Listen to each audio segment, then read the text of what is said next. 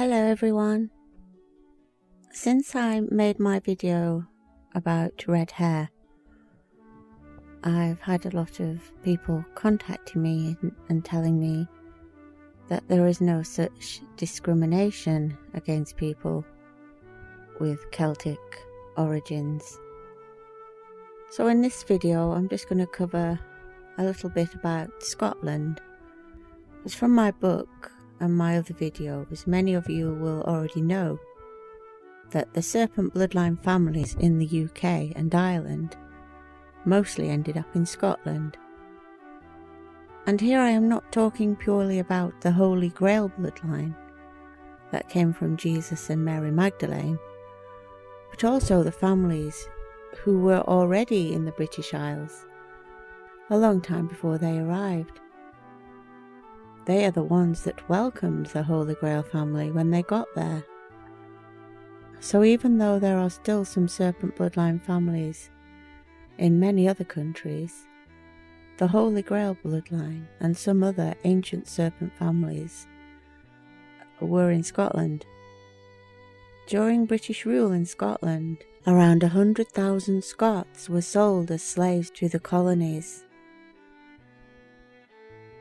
Scots found guilty of the act of pro-prescription, found to be wearing tartan, playing the bagpipes, or speaking their native tongue, were banished to prison ships bound for the colonies, where they would be sold as slaves and suffer up to 20 years of hard physical labour. Many of the Scots would die in transit, chained together at the bottom of the ships, often for 5 weeks at a time, forced to live in a pool of their own excrement, urine and sickness. The slaves who survived the brutal passage would have witnessed dozens of others die in front of them, from starvation, malnutrition, and other types of sickness. For hundreds of years, up until the late 1800s, Scots were forced from their homes in Highland and Lowland clearances. Many were burned alive in their homes, and many Scottish children watched as English soldiers brutally violated their mothers or murdered their fathers right in front of them. Even in the present day, Scots are regarded as second-class citizens by the British establishment. The British establishment seems overly keen to perpetuate the myth that Scots are subsidised. This is despite Scotland sending billions in tax revenue to the Treasury every year.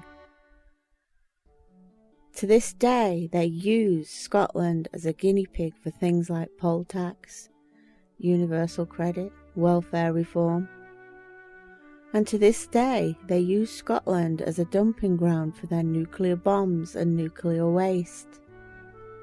Almost all of Scotland's beautiful rivers have been poisoned by England's nuclear waste. To this day, Scotland does not have a seat at the table in the UK establishment. With only 59 out of 650 MPs, Scotland's voice is outnumbered by 10 to 1. To this day, the Scottish culture is mocked and ridiculed on the BBC and by the British establishment. Scotland's people are referred to as British when they are winning awards and Scottish when they have done something wrong. To this day, we are mocked, harassed, and beaten for our Celtic features, like red hair and pale skin. To this day, the British establishment wants to paint Scotland in a poor light at every opportunity. To this day, all of the decent jobs and opportunities lie south of the border. All of the decent finance sector jobs are in England. The past is important, but the future even more so. My ancestors once flourished in Scotland and built many castles, but we were driven out and into hiding. The British royal family are not my royals. They are not royal at all. I do not and will not support any of their politicians, no matter which side they profess to be on, because they are not on our side. The serpents are rising.